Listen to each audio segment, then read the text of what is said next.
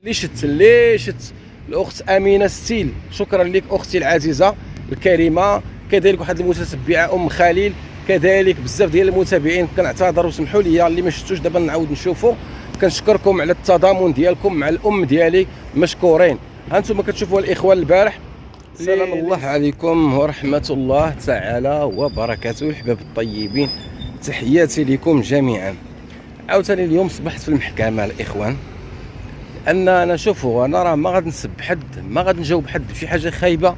فاللي سبني او اللي عايرني او فكنلتجا الى القضاء والقانون، لان القانون بانا وباكم بانا كاملين. اذا الاخوه والاخوات، غير الناس اللي كتسول الله يحفظكم ليا، شكرا بارك الله فيكم. كاين اللي كيقول لك لا ما المهم كله هضره وسميتو يعني كلامه.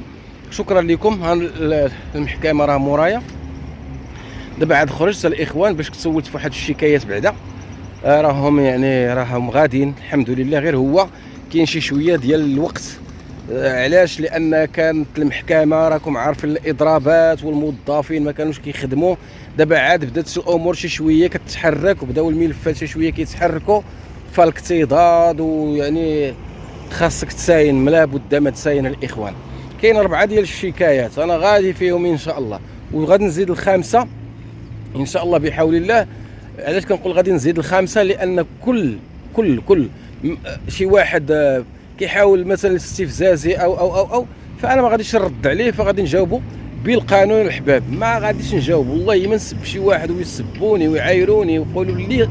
انا عارف راسي وعاش من عرف قدره. اذا انا الجواب ديالي غيكون قانوني، ما غاديش نسب شي واحد وما غاديش نعاير شي واحد.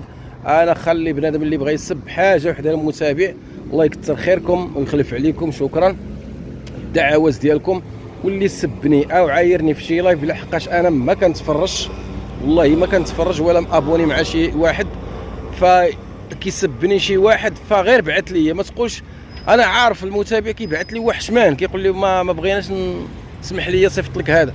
لا صيفط لي يا خويا، انا اللي نطلب منك السماح اختي، وانا اللي نشكرك ونقول لك شكرا لك بارك الله فيك، كتقدموا لي واحد الخدمه. لان ما شاء الله علاش يعني كتعطيوني الملف ديالي كيقوى هكا، الملف كيقوى. فخلي انا ننزل الشكايات خليهم يسبوا، انا ننزل الشكايات خليهم يسبوا. انا يعني خلي بنادم كيسب ويعاير، وفي الاخر غادي نشوفوا ان شاء الله القانون اش غادي يدير في هذه القضيه. فإلا كان القانون غادي ينصفنا داكشي اللي بغينا، فإلا ما نصفناش ولا شي حاجه كتبقى عاوتاني مساله اخرى. هذيك المهم ما غاديش نقول انا الى ما ندير كتهديد. لا انا كننتظر الاخوان بفارغ الصبر، والقانون غادي ينصفني اكيد، لان القضاء نزيه كيطول كياخذ بعض الوقت والاجراءات، ولكن ما تسمحش في حقك، غادي تاخذ حقك بالقانون. اما الا سمحتي في الحق ديالك وتبقى تقول انا وما كاينش القانون ما كاينش القضاء، لا، فهذا الكلام غير مقبول الاخوان. فهو اجب عليك تابع الشكايات ديالك، تبعهم مكتب بيرو فين ما قالوا لك سير راه البلاصه الفلانيه سير كما كندير انا كنطلع كيصيفطوني مره لهذا المكتب مره لهذا المكتب، انا غادي مع الشكايات غادي كندفع فيها هذا. كاين الشكايه وحده اللي سمعوا لي انا واحد الطرف الثاني اللي هذيك راه غاديه. كاين 2 شكايات وحده اخرين، 3 الشكايات وحده اخرين، وغادي نزيد الرابعه اليوم غادي نزيدها، راني كاتبها خصني عاد ندفعها لان جيت شويه معطل. غادي ندفعها عاوتاني ان شاء الله بحول الله، ويستمعوا لي ديك الساعات ليها ونبينا عليه السلام. اما باش نبقى جالس مربع يديا ولا والقانون ما كاينش والقضاء ما لا لا لا لا. عرفتي دابا انا علاش واقف هكا؟ لان ملي كنتحرك هكا ولا كالشمس كتضرب ليا في عينيا في الكاميرا ما كتبقى تبان حتى حاجه.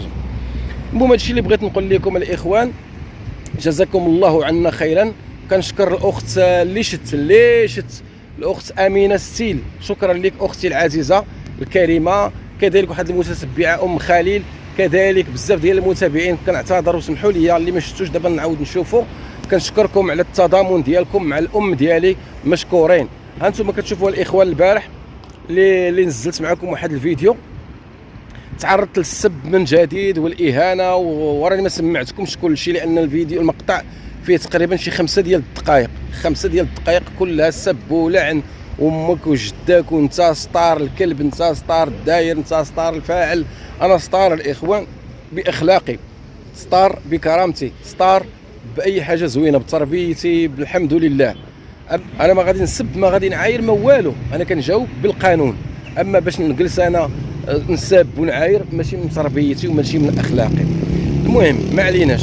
الاخوان البارح الاخ سهيل ما عرفش واش شاف الفيديو، نتمنى يشوفه، لان تصدمت مع الام ديالو، رحمه الله عليها، ومازال نتضامن معها. الى سالها شي واحد او اي واحد انا كنتضامن معاه، واخا ما شفتوش كان عليه التضامن معاه الله مشروط.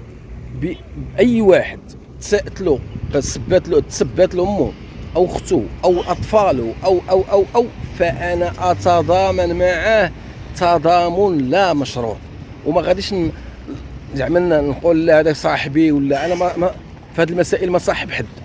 انا ما صاحب حد. اي واحد كيسب الوالدين او الاولاد او المراه المغربيه فانا استنكر هذا، وما كيعجبنيش هذا المحتوى ديال السب والشتم والضرب في الاعراض. غير مقبول لا عندي ولا عند الله ولا في الاسلام ولا من الشيام. الرجال المغاربه الاحرار ما كيسبوش عباد الله. اما باش ندير محتوى فيه كل الضرب في الاعراض والسب ومعيور، فباز غادي نقول باز لهذا المشجع، لهذا المتابع او المتابعه الفاشله اللي كتتبع بحال هذا الشيء هذا. اي متابع فله الوزر، اي متابع فغيتحاسب يوم القيامه. فاي متابع كيشجع او كيدير لايك او كيعطي سوبر شات لهذا المحتوى ديال الضرب في الاعراض والسب والشتم، فغيكون عنده عقاب ان شاء الله مع الله، جهنم وبئس المصير. اي واحد كيدعم هذا المحتوى ديال السب والمعيور فهو ان شاء الله بحول الله ما غاديش يفلت منها، لانك تشجع على المنكر. هذا ما كان الاخوان. انا باش نقول لكم غادي نبدا نساب ونعاير، والله ما نسب شي واحد. اللي بغى يسبني يسب. انا حاجه وحده كنطلب المتابع اللي شاف شي لايف ولا شي واحد ولا اي قناه كما بغات تكون كيسبني او كيشتم فيا، فالله يجازيكم بخير، فبعثوا لي هذا اللايف على جناح السرعه. اللايف يعني كيتسجل كيتنزل بالتعاليق وبكل شيء.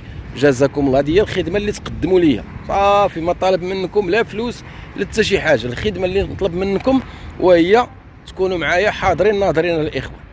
وملي كتجي المحكمه كتحس براسك الحمد لله مواطن صالح، كتحس براسك واحد الانسان خلوق. ملي كتجي مثلا دابا بالله عليكم مثلا كنمشي انا هكا يستمعوا لي واحد الشكايه، ديك الشكايه مفرغه ولا سيديه ولا كينزلها لك مثلا واسمع، واش ما كتحشموش منين بنادم كينزل لك كلامك في واحد السيدي او مقرب مفرغ وكيبقى امك جداك الكلام الساقط؟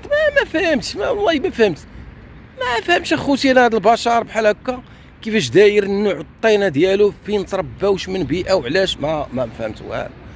انا ما نرضاش اخوتي، والله ما نرضى حتى في الحومه، حتى مع الجيران، حتى مع العائله شي واحد يتفرج فيا او يقول لي اش هاد الشيء. وراه كنعرفوا ناس كنعرفوها، والله ما نقدر نقول له عندي قناه يا كنتقد ما كنسب حد. وبعد الساعه ما يعني شي محتويات فاشله كنناقشوها ما رضاش بها.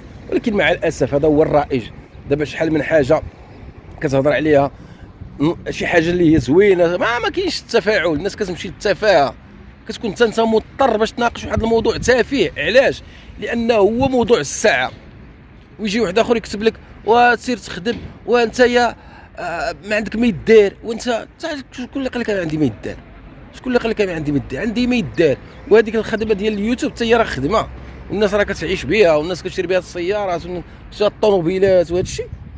تلقى غير صحاب اليوتيوب هنا راه حدا المحكمه هنايا، تلقى غير صحاب اليوتيوب صحاب.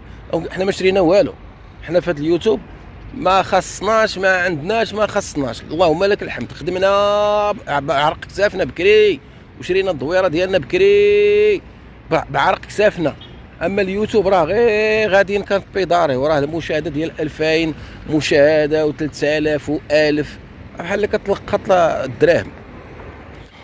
لكن ماشي عيب الانسان يخدم على راسو. اللي عيب هو تسب الناس او دير واحد اللايف وتجلس لي كدور على الكرسي على الشليه بحال هكا، وانت كتضرب في اعراض عباد الله وتضرب في النساء، وهذه عاهره هذه دايره. اش هذا المستوى ديال الزبل؟ هذا راه ما محتوى ما مستوى ما حتى شي حاجه. حتى داك الفلوس اللي غادي تدخلها فهي غتدخل عليك غير الربا، ما تعرفش العاقبه ديالك كيفاش غتكون. مع الله سبحانه وتعالى. كاين اللي ما كيهضرش ولكن كيقول حسبي الله ونعم الوكيل. كمتابع كصاحب قناه كواحد سبيت تعديتي عليه راه ما غيدير بك شي كايمه والو، ولكن غيشكيك الله الواحد الاحد، غيقول لك الشكوى بك الله، غيقول لك لعنه الله عليك والملائكه كتلعن فيك. حسنوا شي شويه من المستوى، بنادم يناقش. ما فهمتش انا محتوى السب المعيور، انا ما فهمتش. المهم الاخوان باش ما نطولش عليكم الفيديو، انا عاد خرجت من المحكمه، انا ما غاديش نتنازل على حقي بالقانون ان شاء الله. عطاني القانون حقي، داكشي اللي بغيت، ما عطانيش حقي فكاين الله سبحانه وتعالى هو اللي غادي ياخذ الحق للجميع، وعند الله تلتقي الخصوم. هذا الشيء اللي كاين. اخواني الف تحيه لكم، شكرا لكم، بارك الله فيكم. هذا الشيء كيضر في الخاطر وما كنبغيوش نشاركوا معاكم، لكن هذا الواقع. تحياتي والسلام عليكم.